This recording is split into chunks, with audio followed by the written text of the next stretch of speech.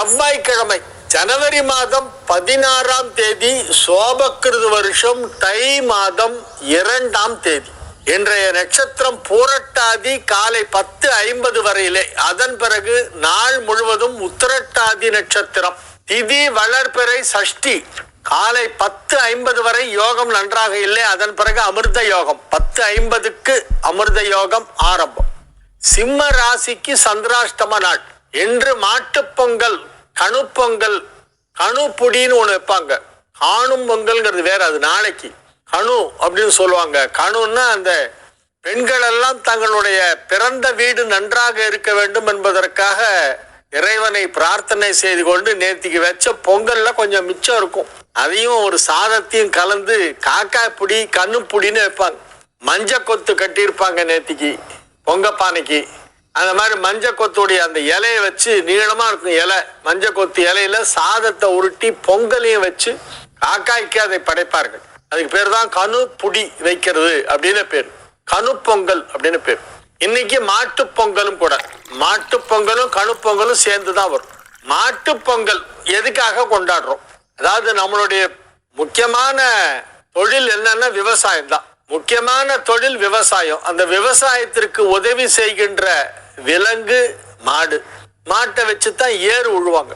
இப்ப டிராக்டர்லாம் வந்துருத்து, நாத்து நடுற மிஷின் கூட வந்துருத்து, களை எடுக்கிற மிஷின்லாம் வந்துருத்து. இப்ப அதெல்லாம் டிஃபரெண்ட் திங். பட் ஆரம்ப காலத்துல இருந்து நமக்கு முக்கியமான தொழில் உழவு. உழவர்கள் தான் நமக்கு முக்கியமானவர்கள்.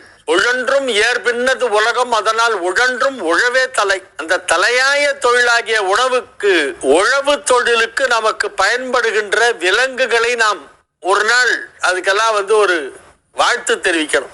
வருஷம் பூரா உழைச்சு எங்களுடைய விவசாயத்துக்கெல்லாம் உதவி பண்ணிக்கிட்டு இருக்கியே, உனக்கு நாங்க நன்றி தெரிவிக்கணுங்கிறதுக்காக அந்த மாடுகளை எல்லாம் குளிப்பாட்டி அலங்காரம் செய்து அதற்கு கும்புல பெயிண்ட் அடிச்சு கழுத்துல மாலையெல்லாம் தொங்க விட்டு மேல துணியை போத்தி மாட்டு பொங்கல் அன்னைக்கு அது காலெல்லாம் நிறைய சலங்கை கட்டி விட்டு ஜல் ஜல் ஜல் என்னும் சல்லங்கை ஒல்லி அப்படின்னு அது ஓட ஓட விளையாடுவாங்க. அது கூட சேர்ந்து விளையாடுவாங்க. அந்த மாட்டு பொங்கல் அன்னைக்கு அந்த மாடுகள் எல்லாம் நமக்கு உதவியாக இருப்பதால் அதற்கு நாம் நன்றி கடன் தெரிவிக்கின்ற நாள். அதுதான் மாட்டு பொங்கல். மனுஷங்களும் மாடுகளும் எப்போதும் ஒன்னாதான் இருக்கும். தனியா மாடு இருக்காது. யாராவது ஒருத்தர் வளர்ப்பாங்க. மாடு தான் நமக்கு ரொம்ப நெருக்கமான தோழன்.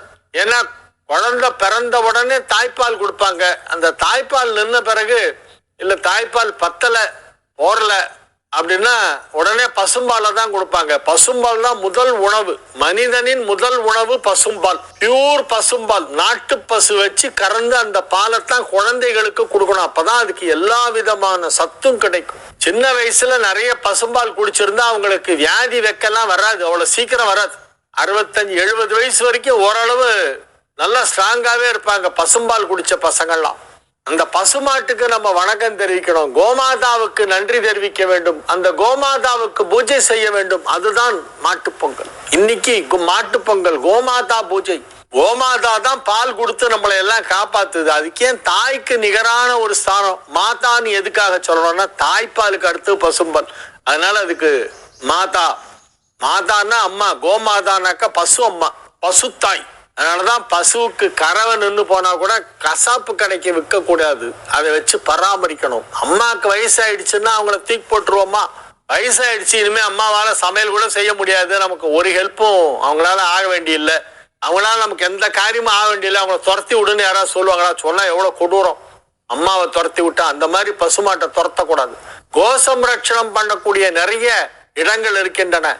அங்க வச்சு பாதுகாக்கணும். அதுக்கு தீனி போடணும். பால் கறவை நின்று போனாலும் தீனி போட்டுட்டு இருக்கணும். அதுதான் கோ சம்ரட்சணம். கோ சம்ரட்சணம் என்றால் பசு பாதுகாப்பு, பசுவை பாதுகாத்தல், பசுவை வைத்து பராமரித்தல், பாதுகாத்தல், அதற்கு உணவளித்தல், கடைசி வரைக்கும் பசுமாடை வச்சு காப்பாற்றணும். அந்த கோமாதா வழிபாடு இன்றைய தினம் எல்லோரும் செய்ய வேணும். உங்களால முடிஞ்சது எங்கெல்லாம் மாடு இருக்கோ அங்கெல்லாம் கொண்டு போய் ஏதாவது ஒரு புல்லு, பச்சை புல்லு இல்லைனாக்கா அகத்திக்கீரை, இல்லைன்னா அது சாப்பிடக்கூடிய ஏதாவது ஒரு ஆகாரம், பொட்டு, தவிடு, புண்ணாக்கு, பருத்தி பொட்டு, அந்த மாதிரி அதுக்கு என்ன வேணும் அப்படிங்கிறத விசாரிச்சு அது ஒரு மூட்டை வாங்கி கொண்டு போய் கொடுக்கணும் பசுமாடு இருக்கிற இடத்துல. அந்த மாதிரி பசு மாட்டுக்கு தேவையான உணவு ஆகாரம் நாம் வழங்க வேண்டும். பசுவை மகாலட்சுமியாக நினைத்து பூஜை செய்து வழிபாடு செய்ய வேண்டும். பசுமாட்டுல எல்லா தேவதைகளும் இருக்கிறார்கள். 330 கோடி தேவதர்களும் எல்லா தெய்வங்களும் எல்லா தேவதைகளும் இருக்கக்கூடிய ஒரு தெய்வீகமான விலங்கு பசுத்தாய். தாயாருக்கு நிகரானது. அதை வழிபடும் நாள் இன்றைய தினம் மாட்டுப் பொங்கல். ராகு காலம் 3 மணி முதல் 4:30 மணி வரை, யமகண்டம் காலை 9 மணி முதல் 10:30 வரை, குளிகை நேரம் நண்பகல் 12 மணி முதல் 1:30 வரை. நல்ல நேரம் என்கின்ற சுப ஹோரைகள் காலை 8 மணி முதல் 9 மணி வரை, நண்பகல் 12 மணி முதல் மதியம் 1 மணி வரை, இரவு 7 மணி முதல் 8 மணி வரை. இன்றைய கிரக நிலவரம்: மேஷத்தில் குரு, கன்னியில் கேது, விருச்சிகத்தில் சுக்கிரன், தனுசில் செவ்வாய் புதன், மகரத்தில் சூரியன், கும்பத்தில் சனி, மீனத்தில் ராகு சந்திரன். இனி தெரிஞ்சுக்கலாம் வாங்க.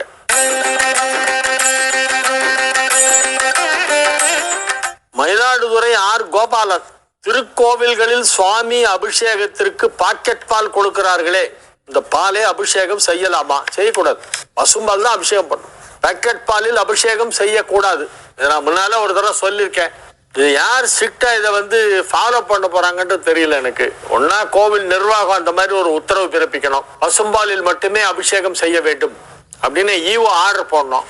இல்ல அங்க பூஜை பண்றவங்க நான் பசும்பால் கொடுத்தாதான் அபிஷேகம் பண்ணுவேன்னு அவங்க சொல்லணும். அப்படி சொல்றதுக்கு அவங்களுக்கு தைரியம் இருக்குமான்னு தெரியல. நீ வேலையை விட்டு போட்டான்னா அவர் என்ன பண்ணுவார்? பாவம், பகவானே என்ன மன்னிச்சிரு, இவ எல்லாரும் பாக்கெட் பால் கொடுக்குறா, நான் அதுலதான் உனக்கு அபிஷேகம் பண்ண வேண்டியிருக்கு, என்ன மன்னிச்சிரு, க்ஷமிக்கணும் அப்படின்னு சொல்லிட்டு அவர் பண்ணிட்டு போயிடுவார். அவரால் வேற ஒன்றும் பண்ண முடியாது. அவருக்கு வாய்ஸ் கிடையாது. கவிதை ராஜா ஐயம்பேட்டை, மேஷ லக்னம் 2 புதன், மிருகசீரிஷம் 2ஆம் பாதம், ஏற நவாம்சமாக கன்னியா லக்னம், புதன் நட்சத்திரம் வர அங்கு புதன் உச்சமாவதால் இத்தகைய அமைப்புள்ள ஜாதகர்கள் வாய் திறந்து பேசினாலே அங்கு வம்பு வழக்கு வரும், அந்த இடமே சண்டையாகும், சண்டை களமாக மாறும் என்றால் அது உண்மையா? மேஷ லக்னம் 2ல புதன் இருந்தா நல்லது, தப்பு கிடையாது. மிருகசீரிஷம் 2ஆம் பாதம் ஏற நவாம்சத்தில் கன்னியில இருக்கு, நவாம்சத்தில் கன்னியா லக்னம். அப்ப கன்னியா லக்னத்துல லக்னாதிபதி உச்சமா இருந்தா நல்லது தானே. மேஷமும் கன்னியும் 6, 8 இருந்தாலும் அதுக்கு எப்பவுமே ஒரு கனெக்ஷன் இருக்கும் சார். மேஷ லக்னம் பார்த்தா கன்னியா லக்னம் வரும் நவாம்சத்துல. இந்த அமைப்புள்ள ஜாதகர்கள் வாய் திறந்து பேசினாலே அங்கு வம்பு வழக்கு வரும், அந்த இடமே சண்டையிடும் களமாக மாறும் என்று சொல்வது உண்மையா? இல்ல அது நீங்க அட்டமாதிபதி எங்க இருக்குங்கிறதெல்லாம் பார்க்கணும். 6, 8 குடையவர்கள் மிகவும் வலுவாக இருந்து லக்னாதிபதி அல்லது ராசியாதிபதி பலகீனமாக இருந்தால் அவன் வம்பு தும்பு சண்டை போடுற ஆளா இருப்பான். சண்டை போடுவான், ஆனா ஜெயிக்க மாட்டான். சண்டைக்காரன்னு பேர் வாங்கிட்டு வந்துருவான். வாயாடி, சண்டைக்காரன், எதிர்த்து பேசுறவன், மரியாதை இல்லை அப்படின்னு எல்லாரும் திட்டுவாங்க. சண்டை போடுறதுங்கிறதுலயே நிறைய விஷயம் இருக்குங்க. இப்போ ஒருத்தர் வக்கீலுக்கு படிச்சிருக்காருன்னா அவர் சண்டை போட்டு ஜெயிச்சு தான் கேஸை ஆர்டர் வாங்க முடியும். அவருடைய வாதத்தை பார்த்து வேற வழியே இல்லாம ஜட்ஜி ஆர்டர் கொடுத்துருவார். அது ஒரு சண்டை போடுறது தான். அது தன்னுடைய கட்சிக்காரருக்காக கோர்ட்ல போய் வக்கீல் சண்டை போடுறது அவர் தொழில். அவர் சண்டை போட்டுதான் ஆகணும். சண்டை போடலன்னா ஜெயிக்க முடியாது. ஜெயிக்கலன்னா அடுத்த கட்சிக்காரன் வரமாட்டான், கேஸ் எடுத்துட்டு வரமாட்டான். சண்டை போடுவதையே தொழிலாக கொண்டவர்கள் எவ்வளவு பேர் இருக்கிறார்கள். மிலிட்ரியில் இருக்கிறவங்களாம் சண்டை போடுறதுக்கு தான் போறாங்க. தெரியும் அவங்களுக்கு சண்டை வரும், தெரிஞ்சுதான் போய் ஜாயின் பண்றாங்க. நீங்க சொல்ற மேஷ லக்னம் 2ல் புதன், நவாம்சத்தில் புதன் உச்சமாக இருந்தால் சண்டைக்களமாக இருக்குமா அப்படிங்கிறது எல்லாருக்கும் அது பொருந்தாது. ஒரு சிலருக்கு வேணா அப்படி இருக்கலாம். மெய்ஞானம் விஞ்ஞானம் இரண்டுக்கும் உள்ள வித்தியாசம் என்ன? விளக்கம் அளியுங்கள். லெபார்டரியில போய் ப்ரூவ் பண்றது விஞ்ஞானம், இறைவனால் உணர்த்தப்படுவது மெய்ஞானம். மெய்ஞானம்ங்கிறது it cannot be proved in a laboratory. அது நம்மளுடைய 6ஆம் அறிவு அதை நமக்கு கொடுக்கும். 6ஆம் அறிவு நல்ல வேலை பண்ணிச்சுன்னா மெய்ஞானம் கிடைக்கும். விஞ்ஞானங்கிறது சயின்ஸ். அது எல்லாரும் படிச்சு தெரிஞ்சுக்கலாம், புக்கு படிச்சு தெரிஞ்சுக்கலாம். வேலூர் மாவட்டம் பேரணாம்பட்டு ஜே மணிகண்டன். மெய் ஞானம், மெய் ஞானம்னா எது உண்மை என்பதை புரிந்து கொள்கின்ற ஒரு பரிபக்குவம். தவம் செய்வதன் மூலமாக ஞானியர்கள் அடைவது மெய்ஞானம். ஞானியர்கள் சொன்னது உண்மை என நம்பினால் அது மெய்ஞானம். நான் ஒத்துக்க மாட்டேன், நீ எனக்கு ப்ரூவ் பண்ணு, நீ லேப்ல டெஸ்ட் பண்ணி ப்ரூவ் பண்ணாதான் நான் ஒத்துப்பேன் அப்படின்னா அது விஞ்ஞானம். ஒரு பெரிய உண்மை யாரோ பெரியவங்க எல்லாம் சொல்லியிருக்காங்க, இவ்வளவு பெரியவங்களே சொல்லியிருக்காங்கன்னா அப்ப அது உண்மையா தான் இருக்கும் அப்படின்னு நம்ம அதை நம்பினோம்னா அது மெய்ஞானம். அந்த மெய் ஞானம் என்பது ஆறாம் அறிவிற்கு மேல் உள்ளது. மெய்னாலே உண்மை, ஞானம்னா வெளிச்சம், நாலெட்ஜ், உண்மையான நாலேஜ், உண்மையை உணர்ந்து கொள்கின்ற நாலேஜ், அதுதான் மெய்ஞானம். ரெண்டும் ஒரே இடத்தை தான் நோக்கி போகும். ஃபைனலா எங்க போய் ரீச் ஆகுதுன்னு பார்த்தா ரெண்டும் ஒண்ணுதான். புதுக்கோட்டையிலிருந்து பி கணேசன், சந்திரனும் கேதுவும் சேர்ந்தால் தோஷம் என்று சொல்கிறீர்களே, அது எல்லா லக்னங்களுக்கும் பொருந்துமா இல்லை சில லக்னங்களுக்கா? எல்லா நட்சத்திரங்களுக்கும் கொஞ்சம் அதை விரிவாக சொல்லுங்கள். ஒவ்வொரு நட்சத்திரத்துக்காக சொல்ல முடியாது. சந்திரன் கேது சேர்ந்தாக்க அது எப்படி வருது அப்படின்றத பார்த்தோம்னா, முன்னோர்களுடைய ஆத்மா சாந்தி அடையலன்னா வரும். குடும்பத்துல ஏதாவது துர்மரணம் ஏற்பட்டிருந்தால் வரும். எந்த ஃபேமிலியில நிறைய ஆக்சிடென்ட், சூசைடு, மர்டர் இந்த மாதிரிலாம் நடந்திருக்கோ அந்த குடும்பத்துல 2வது அல்லது 3வது தலைமுறையில அந்த மாதிரி வர்றதுக்கு வாய்ப்பு இருக்கு. இன்னொரு காரணமும் இருக்கு. நிறைய பெண்கள் அபார்ஷன் பண்ணிக்கிட்டே இருப்பாங்க. 35 நாள் ஆயிடுச்சுன்னா உடனே போய் அபார்ஷன் பண்ணிட்டு வந்துருவாங்க, வேண்டாம் இப்போ அப்படின்ட்டு. இப்படி பல குழந்தைகளை அபார்ஷனம் செய்தாலும் பிதிர்தோஷம் வரும். அதனாலையும் சந்திரன் கேது காம்பினேஷன் வருது. ஏன்னா இதை பத்தி நான் நிறைய பேர்கிட்ட ஆர்கியூ பண்ணியிருக்கேன். நிறைய ஜோசியர்களோட இதை பத்தி விவாதம் எல்லாம் நடத்திருக்கேன். நான் அதுல நடைமுறையில நான் பார்த்த வரைக்கும் எனக்கு தெரிஞ்ச ஒருத்தர், அவர் இந்த இதெல்லாம் ரொம்ப ஸ்ரத்தையா பண்ணுவார். பித்திரு காரியங்கள்லாம் அவ்வளோ நம்பிக்கையோட பண்ணுவார். அவங்க வீட்டுல வருஷா வருஷம் அவங்க அம்மா அப்பா தேவசம் அதெல்லாம் ரொம்ப கரெக்டா பண்ணுவாங்க. அவங்க வீட்டுல எதுவும் துர்மரணம் எல்லாம் நடக்கல. எல்லாரும் வயசாகி தான் போயிருக்காங்க, உடம்பு சரியில்லாம போய். ஆனா நிறைய சந்திரன் கேது அவங்க வீட்டுல 2-3 வந்தது கேஸ் அது மாதிரி. அப்போ ஏன் அப்படி வந்தது, எனக்கு நான் தேவசம்லாம் கரெக்டா பண்றேனே அப்படின்லாம் சொன்னார். அப்புறமா தான் நான் யோசிச்சு இந்த மாதிரி சொன்னேன், அபார்ஷன் பண்ணிருக்கீங்களா அப்படின்னு. நிறைய பண்ணியிருக்கான்னார், நிறைய பண்ணியிருக்கோம். அப்பதான் ஸ்ட்ரைக் ஆச்சு. உங்க முன்னோர்கள் பிறக்கிறதுக்காக வந்திருக்காங்க உங்க வீட்டுக்கு, வயிற்றுல இருக்கும் போதே நீ 35 நாள்ல அதை க்ளோஸ் பண்ணிடுற. அப்ப அது ஒரு தோஷம்தான். அதனாலும் இது வரும். சரி, இது என்ன பாதிப்பை பண்ணும்? இது பெரும்பாலும் மேரிட் லைஃப் தான் அஃபெக்ட் பண்ணுது. இல்ல எந்த பாவத்தில் இருக்கிறதோ அந்த பாவம் சரியா வராம அதுல ஏதாவது தப்பு தவறுமா தவறான முடிவு எடுப்பார்கள். என்ன, சந்திரன் மனசுக்காரகன்ல, மனோகாரகன் சந்திரனோடு கேது சேரும்போது மனதுல தேவையில்லாத சில விஷயங்கள்லாம் அலை மோதி கொண்டிருக்கும். இதை செய்யலாமா அதை செய்யலாமா அப்படிலாம் தேவையே இல்லை, எதுவுமே செய்வானாம். பட் கடைசியில ராங் டெசிஷன் எடுத்துருவாங்க, தவறான முடிவு எடுப்பார்கள். 7 இருந்தா தவறான திருமணம், வீட்டுக்கு தெரியாம போய் யாரையோ கல்யாணம் பண்ணிட்டு அதுக்கப்புறமா நடுத்தருவில் நின்று படாத பாடுபட்டு அந்த மாதிரிலாம் ஆனவங்களுக்கெல்லாம் அந்த மாதிரி சந்திரன் கேது இருக்கு. அது ஒரு விஷயம். அதே மாதிரி இவங்களுக்கெல்லாம் 4ல் எனக்கு தெரிஞ்சு சந்திரன் கேது ஒருத்தருக்கு எந்த வீடு வாங்கினாலும் அதில் ஒரு வில்லங்கம் கேஸ் இருக்கும். இல்லைன்னா யாரா கேஸ் போடுவான், சட்ட சிக்கல் வரும். இவர் நல்லா தான் பார்த்து வாங்குவார். கடைசியில பார்த்தா அதுல ஏதாவது ஒரு சொத்தை ஒண்ணு இருக்கும். வீடு சம்பந்தமான விஷயங்கள்ல சில பேருக்கு பிரச்சனை இருந்துகிட்டே இருக்கும். நிறைய பணம் வரும், ஆனா சொந்த வீட்டுல இருக்கவே முடியாது. அது 4ல் சந்திரனுக்கு அது சேர்ந்தா அந்த மாதிரி பண்ணும்.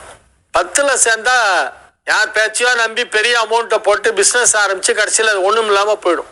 யாரோ சொல்லுவாங்க இந்த தொழில் ஆரம்பிச்சு நல்லா இருக்கும், இதுல நிறைய சம்பாதிக்கலாம் அப்படிலாம் சொல்லுவாங்க. உடனே அப்படியான்னு போய் இவங்க அந்த தொழில் ஆரம்பிப்பாங்க. கடைசியில இவங்களுக்கு அது ஃபெயிலியர். சொன்னவனுக்கு நல்லா இருந்திருக்கும், ஆனா இவங்களுக்கு அது செட் ஆகாது. 10ஆம் இடத்தில் சந்திரன் கேது இருந்தால் தொழிலில் தவறான முடிவு எடுப்பார்கள். இந்த மாதிரி ஒரு இதுக்கும் ஒன்னொன்னு இருக்கு. ஆனா மோஸ்ட்லி அது ஃபேமிலி லைஃப்ல கொஞ்சமாவது பாதிப்பு ஏற்படுத்ததான் செய்யுது. எந்த இடத்துல இருந்தாலும் ஃபேமிலி லைஃப்ல பாதிக்குது. 7 மட்டும் இல்ல, எங்க இருந்தாலும் பாதிக்குது. அதனால பொருத்தம் பார்க்கும்போது அதே மாதிரி இருக்கிற ஜாதகமா பார்த்து சேர்ப்போம். சந்திரன் கேது இருந்தா பெண்ணுக்கு இருந்தா ஆணுக்கு இருக்கணும், ஆணுக்கு இருந்தா பெண்ணுக்கு இருக்கணும். ஓரளவு காம்பன்சேட் ஆகுது. முன்னோர்களுடைய சாபம், முன்னோர்களுடைய தோஷம் இருந்தா தான் அந்த மாதிரி வரும்.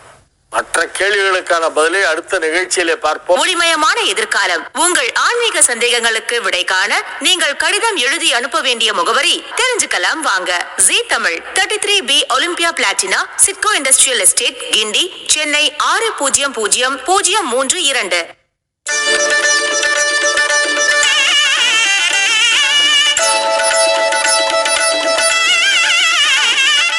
மேஷ ராசிக்கு இன்றைய நாள் நன்மைகள் அதிக அளவிலே நடைபெறக்கூடிய நல்ல நாள். மகிழ்ச்சியாக இருப்பீர்கள், வெற்றிகரமாக உங்களுடைய வேலைகளை எல்லாம் செய்து முடிப்பீர்கள். உங்கள் ஆரோக்கியம் நன்றாக இருக்கும், குடும்பத்தில் அமைதி நிலவும், குடும்ப வாழ்க்கை சந்தோஷமாக இருக்கும், குடும்பத்தில் உள்ளோர் அனைவரும் சந்தோஷமாக இருப்பார்கள், எல்லோரும் ஒற்றுமையாக இருப்பார்கள். நல்ல செய்திகள் எல்லாம் வந்து சேரும். உங்கள் குடும்பத்தில் திருமணம் போன்ற சுப நிகழ்ச்சிகள் நடைபெறப் போகின்றன. அதற்கான முன்னேற்பாடுகளை எல்லாம் நீங்கள் இப்பொழுது செய்து கொண்டிருப்பீர்கள். எனவே இது ஒரு நல்ல நாள்.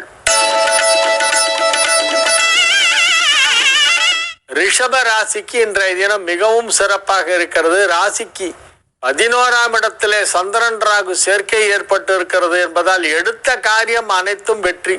தொழிலில் நல்ல முன்னேற்றம் ஏற்படும். தொழிலை இன்னும் எப்படியெல்லாம் பெரிய அளவிலே முன்னேற்றம் அடைய செய்யலாம் என்பது பற்றி இன்றைய தினம் ஒரு தீவிர ஆலோசனை நடத்துவீர்கள்.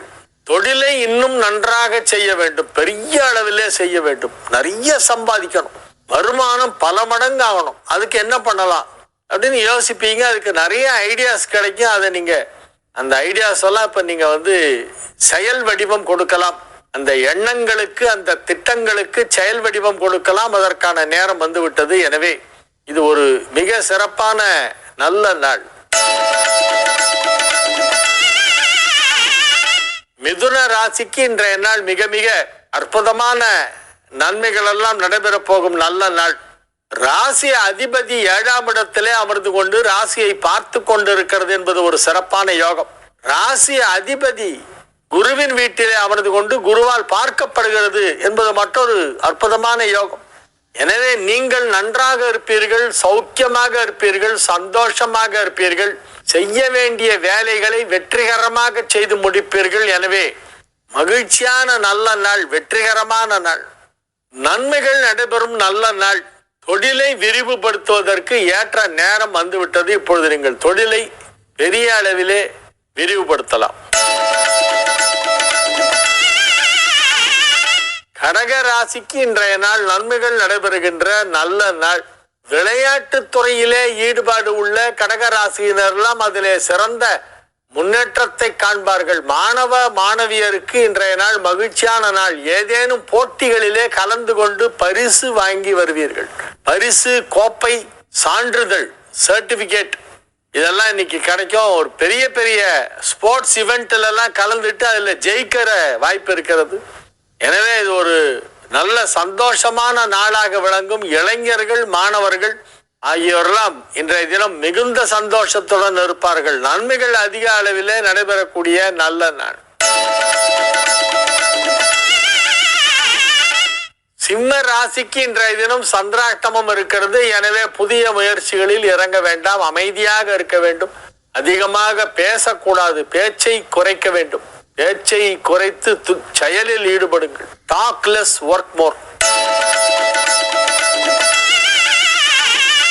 கன்னி ராசிக்கு இன்றைய நாள் நன்மைகள் அதிக அளவிலே நடைபெறும். மகிழ்ச்சியாக இருப்பீர்கள். 7ஆம் இடத்திலே சந்திரனும் ராகுவும் இணைந்திருப்பது ஒரு யோகம். 8ஆம் இடத்தில் குரு அமர்ந்து கொண்டு தனஸ்தானத்தை பார்க்கிறது. தனகாரகன் தனஸ்தானத்தை பார்க்கிறது. எனவே தன லாபம் ஏற்படும். 2 குடையவனும் ஓரளவு நல்ல நிலையிலே இருக்கிறது.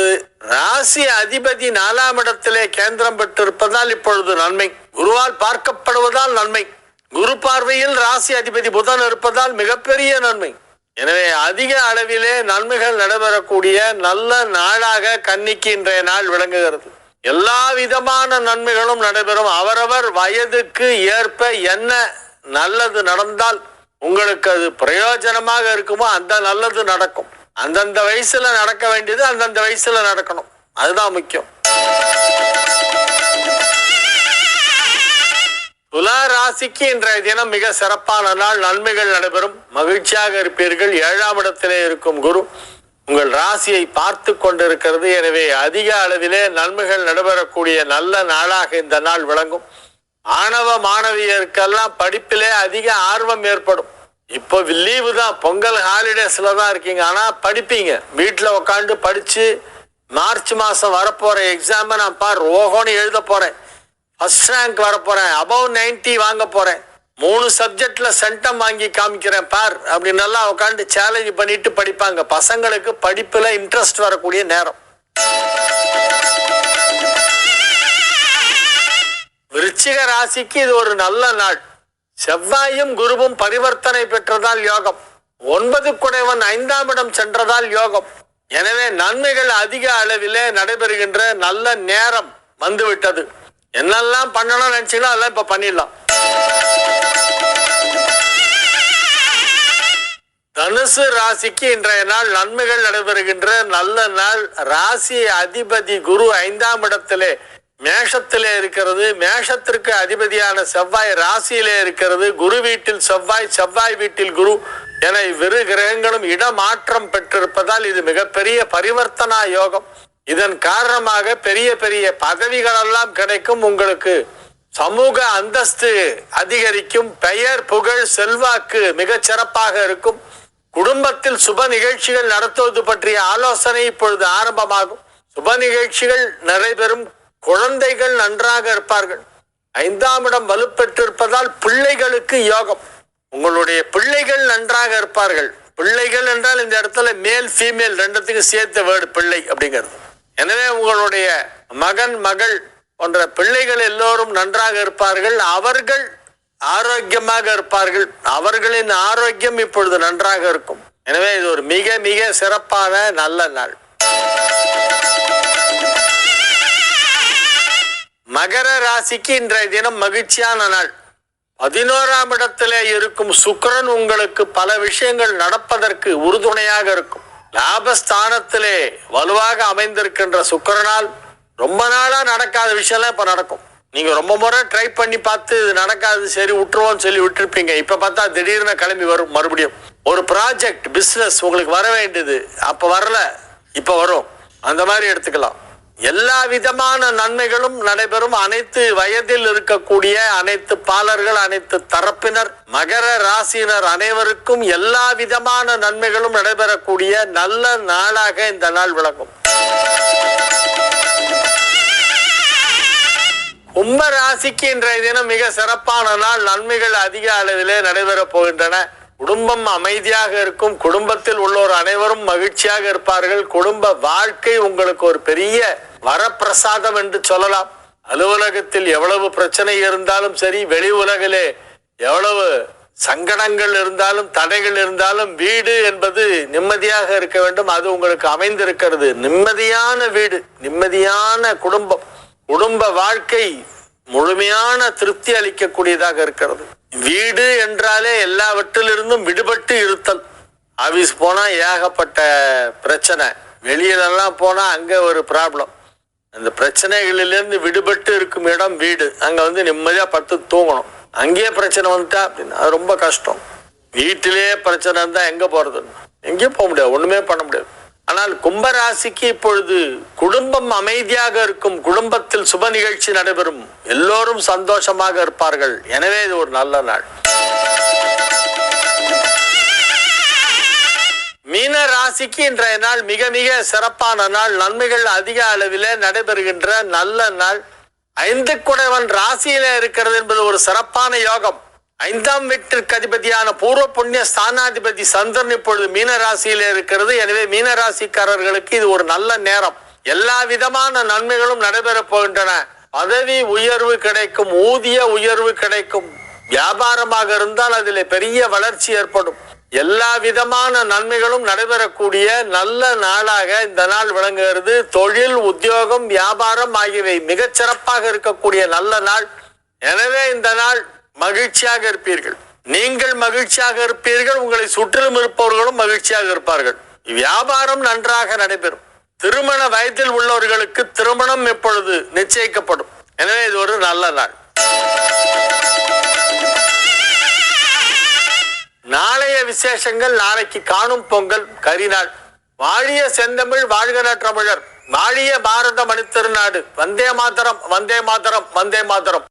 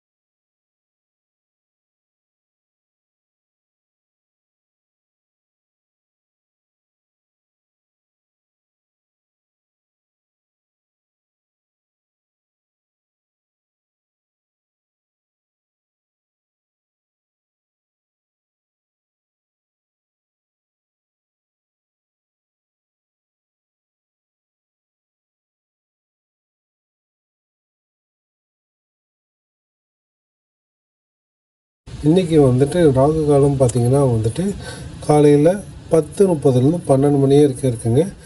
குளிகை பார்த்திங்கன்னா வந்து 7:30 9 மணி வரைக்கும் இருக்குங்க. யமகண்டம் பார்த்திங்கன்னா வந்து 3 மணிலேருந்து 4:30 மணி வரைக்கும் இருக்குங்க. இன்றைக்கி கௌரி நல்ல நேரம் பார்த்திங்கன்னா 12:30 1:30 வரைக்கும் இருக்குங்க. மாலை பார்த்திங்கன்னா 6:30 7:30 வரைக்கும் இருக்குங்க. நல்ல நேரம் பார்த்திங்கன்னா காலையில் 7:30 10:30 வரைக்கும் இருக்குங்க. மாலை பார்த்திங்கன்னா வந்து 4:30 5:30 வரைக்கும் இருக்குங்க. இன்றைக்கி சோளம் பார்த்திங்கன்னா மேற்குங்க. பரிகாலம் பார்த்திங்கன்னா வந்துட்டு வெள்ளம்ங்க. இன்றைக்கி கரணம் பார்த்திங்கன்னா வந்துட்டு காலையில் 1:30 3 மணி வரைக்கும் இருக்குங்க. இன்றைக்கி சூரிய உதயம் பார்த்திங்கன்னா வந்து 6 மணிலேருந்து 6 மணி 32 நிமிடத்துக்கு சூரிய உதயம் ஆகுதுங்க. இன்றைக்கி ராசி பலன் பார்த்துடலாம் வாங்க. மேஷத்தை பொறுத்த வரைக்கும் பார்த்திங்கன்னா இன்றைய நாளில் வந்து பெருமையுடன் வாழக்கூடிய நாளாக இருக்கும். நீங்கள் எல்லா செய்யும் காரியங்கள் அனைத்தும் வந்து வெற்றி பெறும். உங்களுக்கு வந்து மனதில் வந்து சந்தோஷம் நிலவக்கூடிய அற்புதமான நாளாக இன்றைய நாள் அமைகிறதுங்க. அடுத்தபடியான ராசின்னு பார்த்திங்கன்னா வந்து ரிஷபராசிங்க. ரிஷபராசியை பொறுத்த வரைக்கும் பார்த்திங்கன்னா இன்றைக்கி பக்திகரமான நாளாக இருக்குங்க. இந்த நாளை பொறுத்த வரைக்கும் இறை வழிபாட்டில் வந்து இன்றைக்கி மூழ்கி இறைவனை வந்து நல்லபடியாக வந்து வேண்டி நல்ல விஷயங்கள் அனைத்தும் நடப்பதற்கு உறுதுணையாக இருப்பாருங்க இறைவன் உங்களுக்கு. பார்த்திங்கன்னா இன்றைக்கி வந்து மிதுன ராசியை பொறுத்த வரைக்கும் பார்த்திங்கன்னா நல்ல உழைப்பு நீங்கள் இன்றைய நாளில் கொடுப்பீங்க. உங்கள் கம்பெனிக்காகவும் உங்கள் தொழிலுக்காகவும் அதுக்கேற்ற பலன்களை வந்து இன்றைய நாளே நீங்கள் அறுவடை செய்வீங்க. மன நிம்மதியோட சந்தோஷத்தோடு இருக்கக்கூடிய அற்புதமான நாளாக இன்றைய நாள் வந்துட்டு மிதுன ராசி அன்பர்களுக்கு அமையுங்க. அடுத்தபடியான ராசின்னு பார்த்திங்கன்னா கடகராசிங்க. கடகராசியை பொறுத்த வரைக்கும் பார்த்திங்கன்னா புகழோடு இருக்கக்கூடிய அற்புதமான நாளாக இன்றைய நாளில் இருக்கும். கடகராசி அன்பர்களுக்கு மன மகிழ்ச்சியும் நிம்மதியும் வந்துட்டு உங்களுக்கு இன்றைய நாளில் அதிகப்படியாக காணப்படுங்க. அடுத்தபடியான ராசின்னு பார்த்திங்கன்னா சிம்ம ராசிங்க. சிம்ம ராசியை பொறுத்த வரைக்கும் பார்த்திங்கன்னா வந்து பண வரவு வந்து இன்றைய நாளில் வந்து உங்களுக்கு அதிகமாக இருக்குங்க. செல்வ செழிப்போடு வாழக்கூடிய மன நிம்மதியோடு வாழக்கூடிய அற்புதமான நாளாக இன்றைய நாள் வந்து அமைகிறதுங்க. அடுத்தபடியான ராசின்னு பார்த்திங்கன்னா கன்னி ராசிங்க. கன்னி ராசியை பொறுத்த வரைக்கும் பார்த்திங்கன்னா இதனால் போட்டி கொஞ்சம் அதிகமாக இருக்கக்கூடிய வாய்ப்புகள் இருக்குங்க உங்களுக்கு. அதனால் வந்துட்டு பணியிடத்தில் வந்து கொஞ்சம் கவனமாக இருப்பது வந்து நல்லதுகளை வந்துட்டு உங்கள் பக்கம் வந்து இருக்குங்க. தேவையில்லாத சில பிரச்சனைகளை நீங்கள் மாட்ட மாட்டீங்க. அடுத்தபடியான ராசின்னு பார்த்திங்கன்னா துலாம் ராசிங்க. துலாம் ராசியை பொறுத்த வரைக்கும் பார்த்திங்கன்னா இன்றைய நாளில் வந்துட்டு இருக்க குணத்தோடு நீங்கள் செயல்படுவீங்க. மன நிம்மதியும் சந்தோஷமும் உருவாகக்கூடிய அற்புதமான நாள். மகிழ்ச்சியும் ஆனந்தமும் உங்களுக்கு இன்றைய நாளில் வந்துட்டு அதிகமாக காணப்படுகிறதுங்க. அடுத்தபடியான ராசின்னு பார்த்தீங்கன்னா விருச்சிக ராசிங்க. விருச்சிக ராசியை பொறுத்த வரைக்கும் பார்த்தீங்கன்னா சலனம் வந்துட்டு இன்றைய நாளில் கொஞ்சம் அதிகமாக இருக்கிறதற்கான வாய்ப்புகள் இருக்குங்க. அதனால் வந்துட்டு மனக்குழப்பத்தில் வந்து கொஞ்சம் அதிகமாக காணப்படக்கூடிய நாளாக இன்றைய நாள் இருக்குதுங்க. இதுக்கு அடுத்தபடியான ராசின்னு பார்த்திங்கன்னா தனுசு ராசிங்க. தனுசு ராசியை பொறுத்த வரைக்கும் பார்த்திங்கன்னா வந்து ஊக்கம் அதிகமாக காணப்படக்கூடிய நாளாக இருக்கும். செல்ஃப் மோட்டிவேட்டடாக இருப்பீங்க. செய்யும் காரியங்கள் அனைத்திலும் வந்து வெற்றி எடுக்கிறதுக்கான வாய்ப்புகள் அதிகமாக இருக்குங்க. இதுக்கு அடுத்தபடியான ராசின்னு பார்த்திங்கன்னா மகர ராசி. மகர ராசியை பொறுத்த வரைக்கும் பார்த்திங்கன்னா இந்த நாளில் மறதி கொஞ்சம் அதிகமாக அது இருக்கக்கூடிய வாய்ப்புகள் இருக்குதுங்க. அதனால் வந்துட்டு நீங்கள் 1-2 வாரம் எல்லா வேலையும் முடிஞ்சிடுச்சு, எல்லாம் எடுத்து வச்சுட்டோமா, போகிறதுக்கு பயணத்துக்கு தேவையான பொருட்கள் எடுத்து வச்சுட்டோமா, இல்லை ஆஃபீஸ்க்கு தேவையான ஃபைல்ஸ் எல்லாம் கரெக்டாக எடுத்து வச்சுட்டோமான்றதை வந்துட்டு நீங்கள் செக் பண்ணிவிட்டு எடுத்துகிட்டு போகிறது வந்து நல்லதை ஏற்படுத்தி தராங்க. அடுத்தபடி ராசி பார்த்தீங்கன்னா கும்பராசிங்க. கும்பராசியை பொறுத்த வரைக்கும் பார்த்திங்கன்னா அந்த நாளை பொறுத்த வரைக்கும் தேர்ச்சி அதிகமாக இருக்குங்க. உங்களுக்கு வந்துட்டு மன ரீதியான வெற்றிகள் பலவும் கிடைக்கக்கூடிய அற்புத நாளாக இன்றைய நாள் கும்பராசி நண்பர்களுக்கு அமைக்கிறதுங்க. சந்தோஷமும் மன நிம்மதியும் கிடைக்கக்கூடிய நல்ல நாளாக இன்றைய நாள் அமைக்கிறதுங்க. அடுத்தபடியான ராசின்னு பார்த்திங்கன்னா மீன ராசிங்க. மீன ராசியை பொறுத்த வரைக்கும் பார்த்திங்கன்னா இன்றைக்கி பொறுமையை கடைப்பிடிக்கக்கூடிய நாளாக இன்றைய நாள் அமைகிறது. சந்தோஷம் உருவாகக்கூடிய நாளாகவும் இன்றைய நாள் அமைகிறது. இறை வழிபாடு வந்துட்டு உங்களுக்கு உன்னத பலன்களை தரும். சந்திராசம் இருப்பதனால கொஞ்சம் கவனம் தேவை மீனராசி அன்பர்களுக்கு. சிறுகுறிப்பு ராசி பலன் வந்து பார்த்தலாங்க. சிறுகுறிப்பு ராசி பலனை பொறுத்த வரைக்கும் பார்த்திங்கன்னா மேஷத்துக்கு வந்து பெருமை, ரிஷபத்துக்கு வந்து பக்தி, மிதுனத்துக்கு வந்து உழைப்பு, கடகத்துக்கு வந்து புகழ், சிம்மத்துக்கு வந்து வரவு, கன்னியை பொறுத்த வரைக்கும் போட்டி, துலாம் பொறுத்த வரைக்கும் பார்த்திங்கன்னா இரக்கம், விருச்சிகத்தை பொறுத்த வரைக்கும் பார்த்திங்கன்னா சலனம், தனுசை பொறுத்த வரைக்கும் பார்த்திங்கன்னா ஊக்கம், மகரத்தை பொறுத்த வரைக்கும் பார்த்திங்கன்னா மறதி, கும்பத்தை பொறுத்த வரைக்கும் பார்த்திங்கன்னா தேர்ச்சி, மீனத்தை பொறுத்த வரைக்கும் பார்த்திங்கன்னா வந்து பொறுமைங்க. வீடியோட கடைசி வரைக்கும் வந்து பார்த்த அனைத்து நல்ல உள்ளவங்களுக்கும் மிக்க மிக்க நன்றி மக்களை. சேனலை சப்ஸ்கிரைப்